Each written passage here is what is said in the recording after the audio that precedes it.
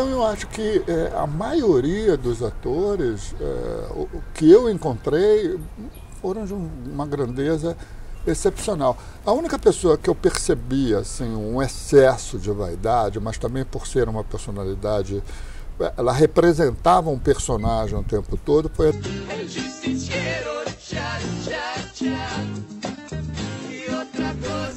Oi, gente! Jovens! Está começando mais um Sem Frescura. Eu estou aqui numa casa maravilhosa, vibes, como dizem as blogueirinhas. E antes de começar o programa, eu vou pedir para vocês curtir, compartilhar, deixar seu comentário aí, positivo, crítica construtiva. O que você quiser, deixa aqui pra gente, tá? Eu não peço isso, mas eu sempre esqueço. Mas, por favor, compartilha se você gostou, apoia a cultura, pra gente poder continuar aí por muito tempo, tá bom? Obrigada! E agora eu vou trazer ele, um dos maiores incentivadores da cultura com os jovens nesse Brasil. Ele foi nosso primeiro entrevistado ator, diretor, o primeiro aqui que nos deu uma oportunidade, que abriu as portas para que outras pessoas viessem até aqui também e que hoje a gente tivesse mais de 100 entrevistados. Ele é ator com quase 50 anos de carreira, diretor, escritor. Ele é um dos caras mais admirados pelas pessoas mais geniais do meio artístico, pelos seus saberes, pelo seu conhecimento. Ele não gosta muito que eu fale isso, mas eu vou conversar com o mestre Anselmo Vasconcelos. Anselmo, I love you. I love you. I love you so much. Muito obrigada, a gente é eternamente grata a você por tudo, né? Porque você abriu as portas aqui para muita coisa que você nem tem noção. Muito bonito o que você disse aí. Gostou? Poxa. Não é nem um tantinho do que eu deveria falar. Se eu tivesse um teleprompter, eu escreveria muito mais coisa aqui, gente. Porque, olha só, você deixou sua marca no cinema nacional em 79. Sim. Né? Com República dos Assassinos, não só a República dos Assassinos, mas uma sequência de filmes. Sim, uma sequência de filmes, mas ali você já deixou sua marca, ali que você falou, eu pertenço a isso aqui também. Mas hoje, assim, né, o privilégio da idade, que é a configuração que o tempo faz sobre as coisas, me faz ver que não é o República dos Assassinos, o Travesti, escrito genialmente pelo Agnaldo Silva, e brilhantemente filmado pelo Miguel Faria, e caracterizado deslumbrantemente pelo Carlinhos Preto. Na verdade, essa época e as coisas que aconteciam naquele momento influenciaram aquele jovem que eu fui e que eu tento manter vivo, que era a ousadia. E aí eu virei pro Calmon e falei assim, Calmon, deixa eu dançar. Olha que legal. Ele falou, como é que é, Anselmo? Eu falei, eu queria dançar, eu fiz aula com os Dizzy Croquettes tal, e Lane Dale, e eu achei tão revolucionária aquela coisa dos Dizzy Croquettes, onde um homem é uma mulher também, aquela androgenia, né? E aí a minha experiência com o bandido da mais baixa categoria, dançar um jazz de Lane Dale, Uau. Com Rita Lee tocando, eu falei, meu Deus, essa ousadia, entendeu? Ele permeou essa década, né? Então uma série de trabalhos que eu tive a sorte de fazer, né, o privilégio de fazer, me levaram a construir uma década muito significativa para o trabalho de ator, não só meu, mas eu acho que influenciou muita gente teve coragem também de Com fazer. certeza, gente, foi um marco fazer um travesti em 1979, né? 79, Por mais que fosse nos anos 70 e tal, tudo não é bem assim também, né? Na comunicação em si, na televisão, a coisa não é tão paz e amor e desbundada, então foi uma ruptura ali, né? Foi uma coisa bem bacana. E uma história de amor entre homossexuais que não se encaixam em clichês dessa maneira de julgar o outro que a sociedade tem, né? A gente conseguia escapar desse julgo e não ser, ele faz isso porque ele é isso. Não, porque é uma criatura que ama a outra. Exato. Entendeu? O amor é o amor. O amor é o amor. Então o personagem do Tonico Pereira não tem nenhum traço semelhante a Heloína, o meu personagem, são um casal díspare, entendeu? É um casal que se ama, é uma história de amor, né? E tem muita história também do filme por trás, né? Tem o Esquadrão da Morte, né? Tem histórias ótimas também dele, com a polícia. Vocês veem a entrevista dele com o Jô, que vocês vão ver todas essas coisas engraçadas lá, né? Muitas coisas engraçadas que aconteceram. E também tem a história de que era para você fazer um outro personagem, daí a sua namorada... Na verdade, eu fui convidado para fazer o personagem do Tunico Pereira, que é o Carlos Alberto dos Santos, um assaltante de automóveis, que é apaixonado por um travesti da Lapa, que é a Heloína, que realmente existe. Existiu ela? Existe. Olha! Existe, é uma estrela do teatro de revista internacional, inclusive. Nossa! Belíssima. Existe ainda ou existiu? Está viva. Heloína, eu quero te entrevistar. Tem que entrevistar Gata, por favor. A Heloína criou ali no antigo Posto 6, ali na Galeria Alaska, ela criou fenômenos de espetáculos performáticos. Ela está no Rio? Eu não sei te responder. A Heloína, última vez que eu cruzei com ela foi no Teatro da Praia nos anos 90. Vou procurá-la. Procura sim, porque ela é uma belíssima atriz. Né? Que bacana. Então eu ia fazer esse personagem. Mas eu cheguei a assinar o contrato e tal, e fui para a praia comemorar, era um dinheiro legal, porque é a produção do Ricardo Amaral, uma coisa bacana, um filme grande. Jamais. E chegando na praia, estava a minha mulher na época, e a Paula, e o Jorginho Fernando, sentado no meio de um grupo e tal, e aí eu cheguei todo feliz e tal. E aí, Céu, acertou o filme, acertei. Que legal, qual é a do filme? É a história de um assaltante de automóveis ligado ao Esquadrão da Morte, a Mariel Marisco, e ele é apaixonado e casado com um travesti. Que legal. Aí a Paula olhou para mim e falou assim, você vai fazer o travesti, né? Essa história é ótima, né? Aí o Jorginho endossou, falou assim, é a tua cara, Céu. Eles me chamavam de Céu, no meio do meu nome, né? Céu. Aí eu fiquei em silêncio, olhei pro lado da rua, na verdade não tinha celular naquela época, né? Eu fui lá no Garota de Ipanema, peguei o telefone, liguei para a produção, atendeu o Bigode, o Luiz Carlos Lacerda. Bigode, me diz uma coisa, quem é que vai fazer o travesti? Você não me falou. Falou, estamos quase parando o filme. Por quê?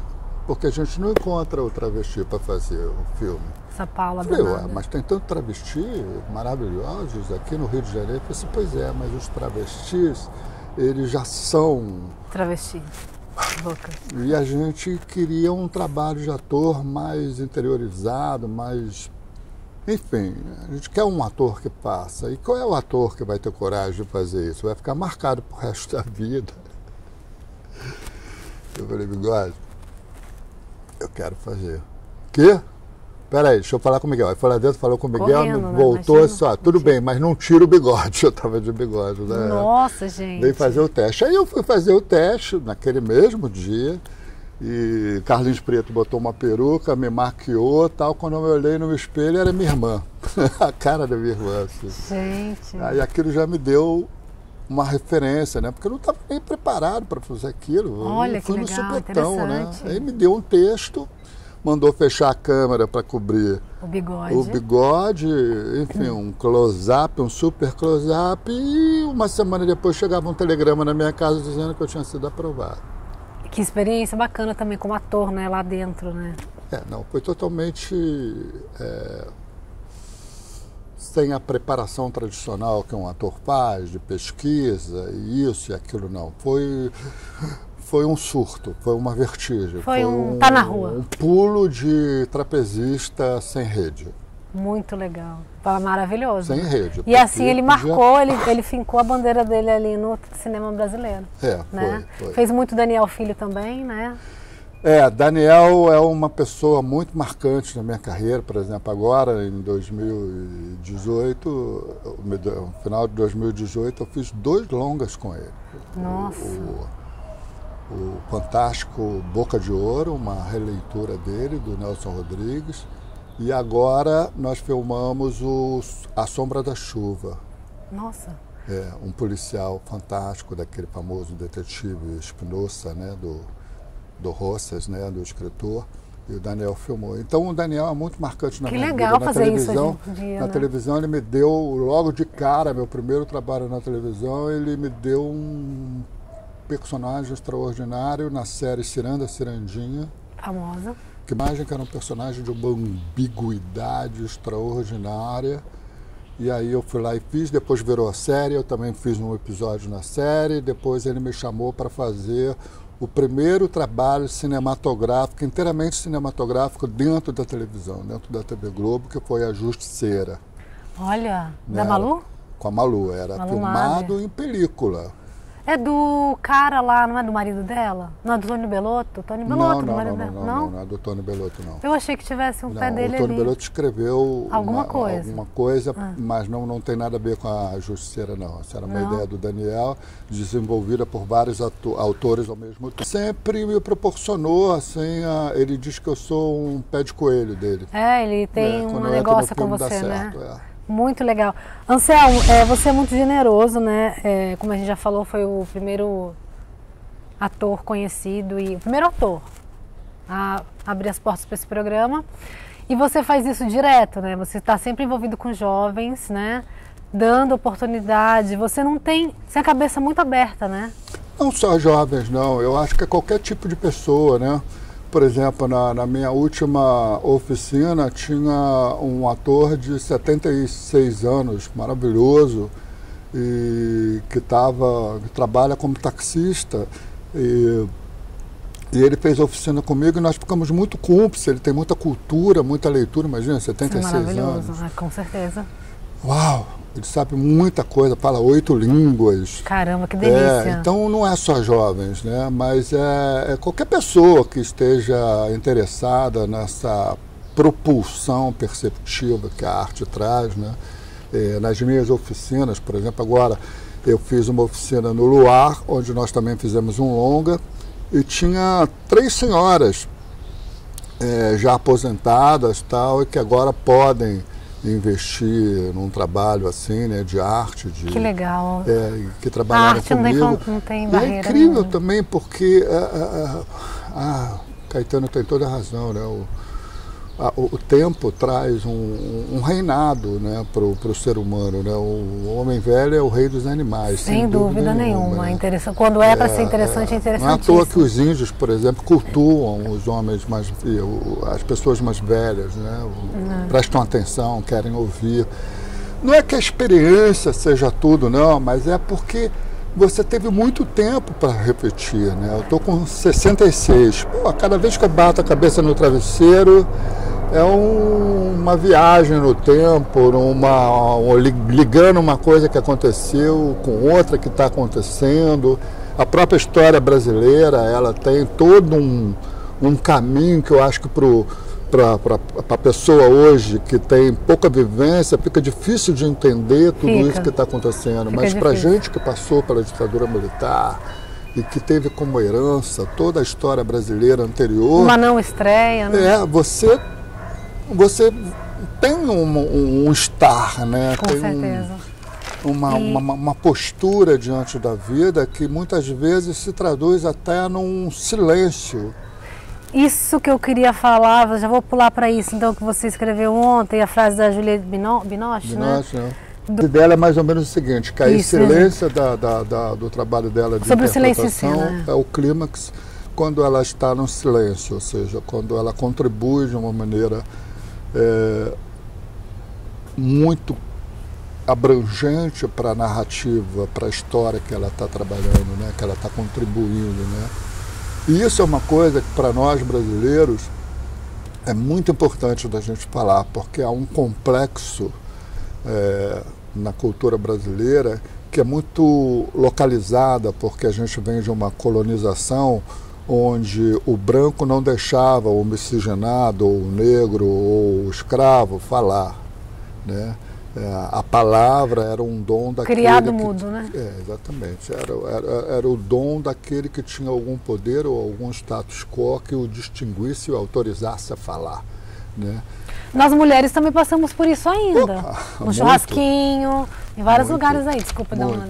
Então a gente tem esse trauma, essa marca de querer falar, de achar que falar Tem atores que contam suas falas no roteiro, numeram, já vi isso.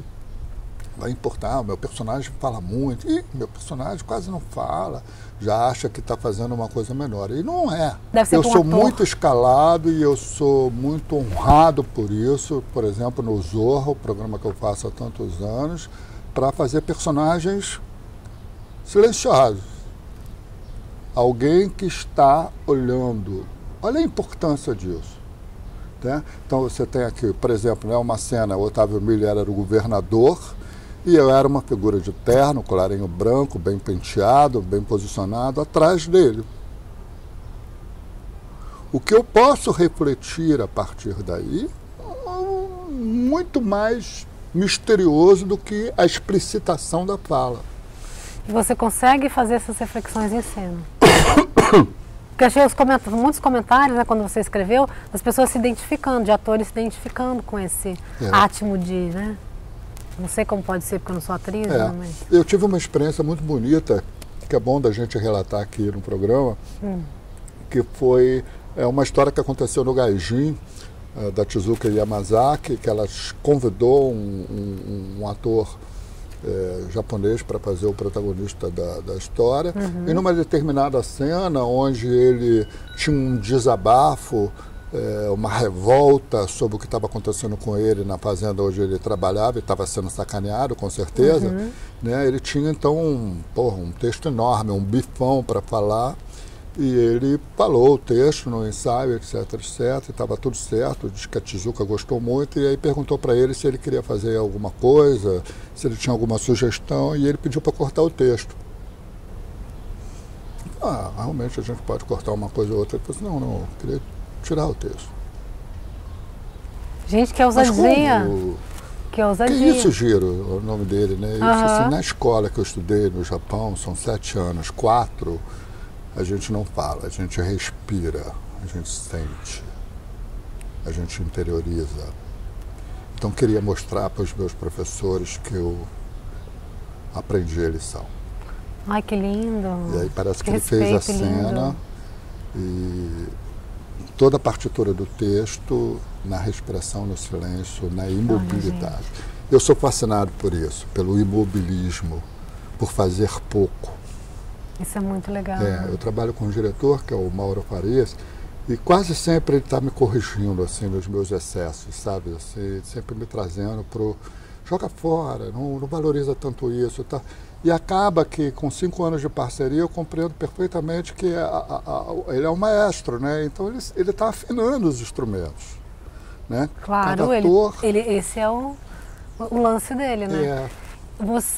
A maioria dos atores, hoje em dia, vamos falar assim, sem frescura, a gente é movido a ego, vaidade? Mesmo sem querer, a gente tem que se policiar?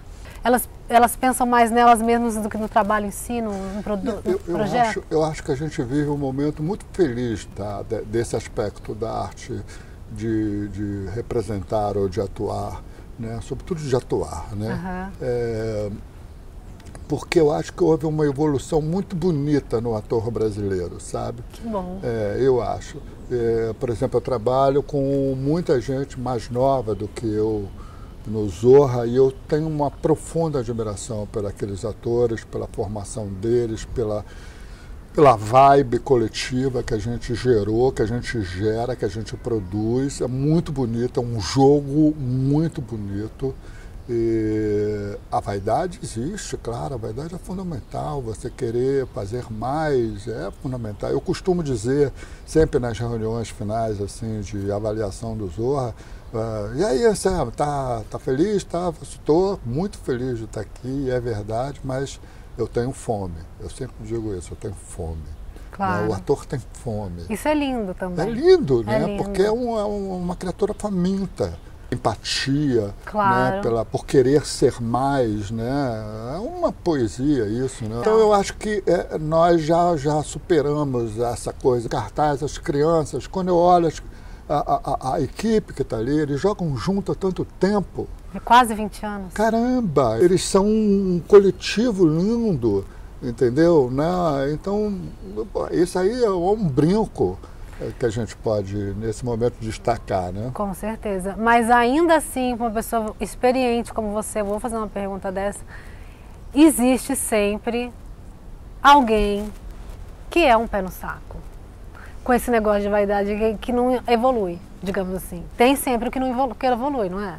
Que não evolui, desculpa. Isso geralmente você observa mais no jovem ou mais nas pessoas mais velhas ainda?